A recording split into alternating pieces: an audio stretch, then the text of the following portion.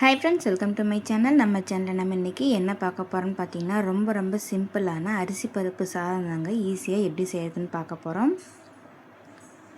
இந்த டம்ளரில் ஒரு டம்ளர் அளவுக்கு சாப்பாட்டு அரிசி ஒரு அரை மணி நேரத்துக்கு முன்னாடி நல்லா ஊற வச்சுட்டேங்க. இப்போ அதே டம்ளர்லேயே ஒரு டம்ளர் அரிசிக்கு நான் அரை டம்ளர் அளவுக்கு துவரம் பருப்பு எடுத்து அதோடையே சேர்த்துட்டு இது ஒரு 1/4 மணி நேரம் பக்கமாக நம்ம தண்ணி விட்டு நல்லா ஊற வச்சுக்கலாம்.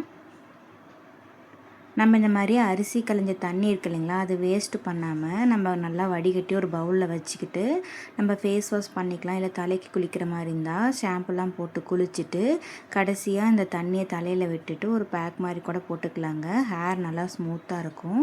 கண்டிப்பாக ட்ரை பண்ணி பாருங்கள். இந்த தண்ணியை வேஸ்ட் பண்ணாதீங்க. இனிமேட்டு இந்த தண்ணியில் அவ்வளோ சத்து இருக்குங்க.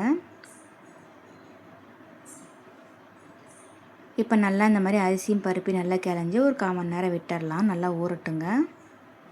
இப்போ நம்ம சாப்பாடு தாளிச்சிக்கலாம். குக்கரில் கொஞ்சம் தேவையான அளவுக்கு எண்ணெய் விட்டுக்கலாம். கடுகு சேர்த்துக்கலாம். சின்ன வெங்காயம் ஒரு கைப்பிடி, ஒரு பெரிய வெங்காயம் நீல வாக்கில் பாதியாக கட் பண்ணி எடுத்துருக்கேன். காரத்துக்கு ஒரு 4 பச்சை மிளகாய் கட் பண்ணி அது கூட சேர்த்துக்கலாங்க. இப்போ வெங்காயம் எல்லாம் எண்ணெயிலே நல்லா வதங்கட்டும். நல்லா இந்த மாதிரி வதக்கி விட்டுடலாம். இந்த மாதிரி அரிசி பருப்பு சாதத்துக்கு கொஞ்சமாக சின்ன வெங்காயம் சேர்த்துட்டா டேஸ்ட் வந்து நல்லாயிருக்கும். அதுக்காக தான் சின்ன வெங்காயமும் கொஞ்சம் பெரிய வெங்காயமும் சேர்த்துருக்கேங்க. உங்களுக்கு ஏதாவது வேணுன்னா ஒன்று கூட சேர்த்துக்கலாம். ஒரு 7-8 பூண்டு தோல் உரித்து சேர்த்துக்கலாங்க. கொஞ்சமாக பெருங்காயத்தூள் சேர்த்துக்கலாம். இப்போ இது எல்லாத்தையும் சேர்த்துட்டு நல்லா கலந்து விட்டுடலாங்க. பூண்டெல்லாம் நல்லா மறுபடியும் எண்ணெயிலே வதங்கட்டும். இப்போ வெங்காயம்லாம் ஆல்ரெடி நமக்கு வதங்கிருச்சு.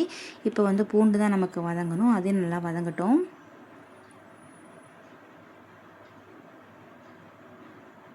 இப்போ ஒரு கொத்து கருவேப்பிலை இது கூட சேர்த்துக்கலாம்.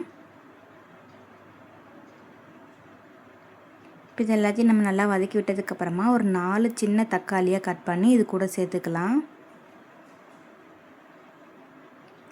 பொடிசாக கட் பண்ணி சேர்த்துக்கோங்க. அப்போ தான் சட்டுன்னு வேகும் நமக்கு.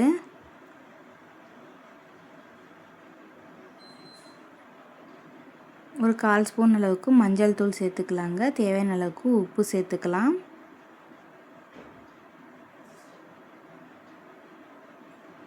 இப்போ இது எல்லாத்தையும் நல்லா நம்ம எண்ணெயிலே வதக்கி விட்டுடலாங்க. நல்லா வதங்கட்டும்.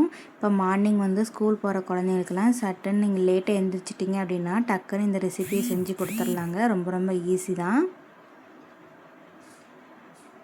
இப்போ தக்காளியெலாம் நல்லா பாதி அளவுக்கு நல்லா வதங்கிருச்சிங்க. இப்போ நம்ம வந்து அரிசியும் பருப்பையும் இது கூட சேர்த்துக்கலாம்.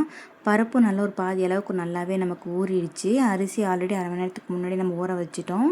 இப்போ பருப்பு சேர்த்து ஒரு 15 நிமிஷம் கழித்து நம்ம நல்லா தண்ணியெல்லாம் வடிகட்டிட்டு இப்போ இதோட சேர்த்துக்கலாம். இப்போ அரிசி பருப்பையும் நம்ம இதில் சேர்த்துட்டு நல்லா இந்த மாதிரி கலந்து விட்டுடலாங்க.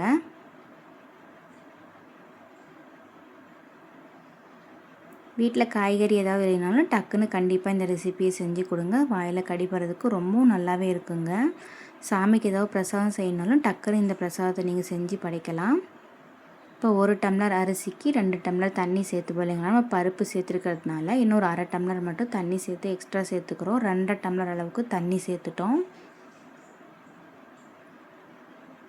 தண்ணி எல்லாம் சேர்த்துட்டு நல்லா இந்த மாதிரி கலந்து விட்டதுக்கப்புறமா உப்பு காரமெல்லாம் கரெக்டாக இருக்கான்னு பார்த்து செக் பண்ணிக்கோங்க.